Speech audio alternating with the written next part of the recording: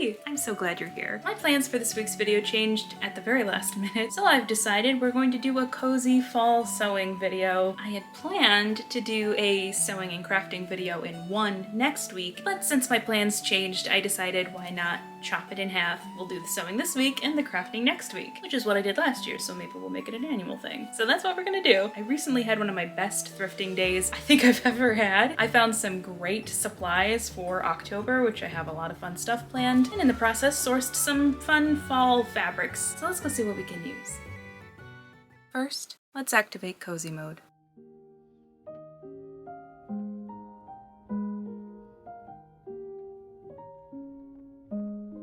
There we go.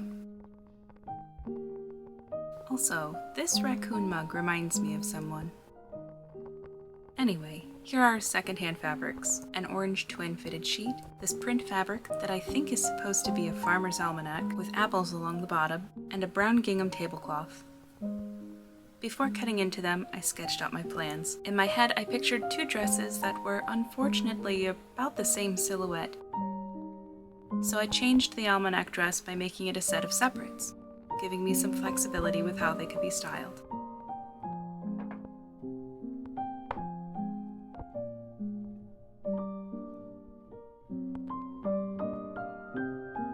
To go with the print dress, I'm also making a black blouse by Frankensteining two patterns together just like I did in my Animal Crossing video.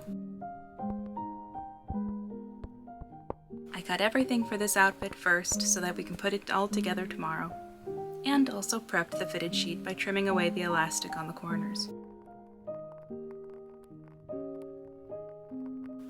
The next day, I started with the black blouse.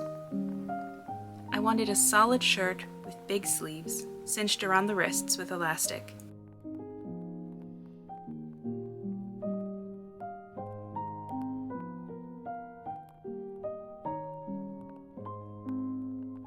And I'm happy to say that it came together very well.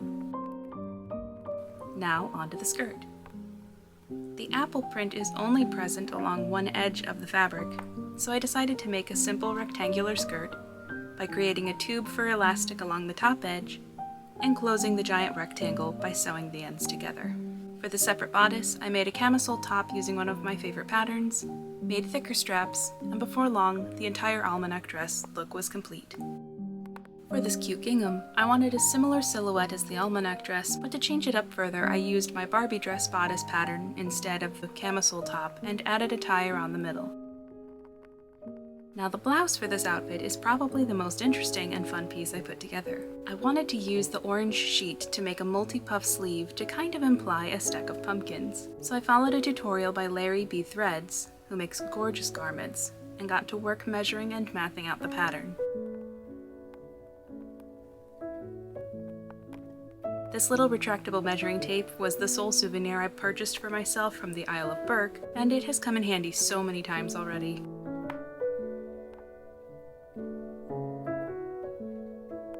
The pattern was very easy to follow, and though the measurements didn't match exactly due to the size of the fabric, it was only off by an inch, and that wouldn't be an issue in the end. Seeing that I had a little extra fabric left, I decided to make a witch hat to go along with the outfit. I can't resist making witch hats. I think I've made one every year for the past 4 years or so, and have quite the collection going.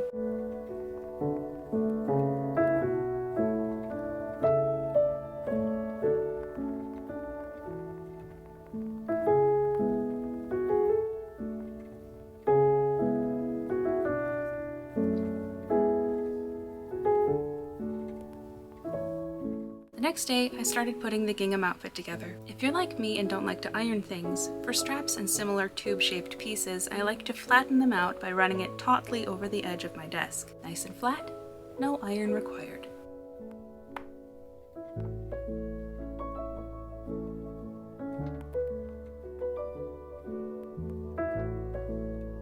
The gingham dress top was done in no time, with the waist tie sandwiched between the front and back pieces along the sides.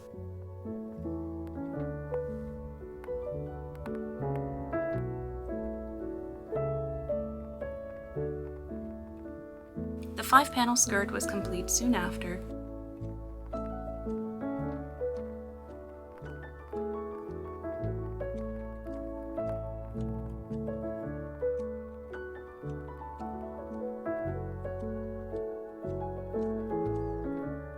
and then the two were clipped and swiftly sewn together.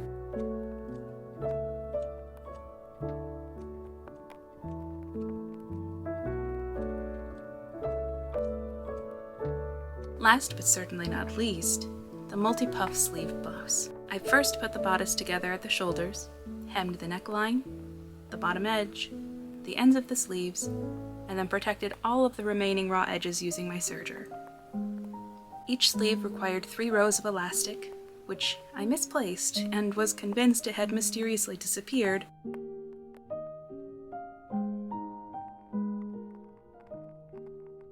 Before I remembered, it's a wonderful stand for a witch hat.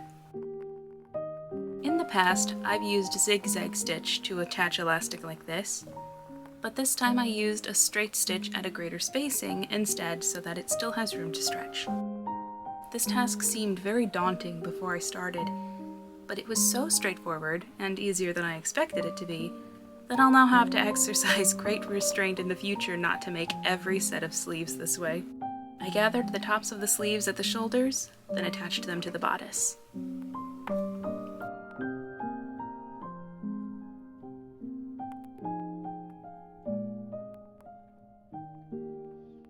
And with that, all of our pieces are done, so it's time for the reveal.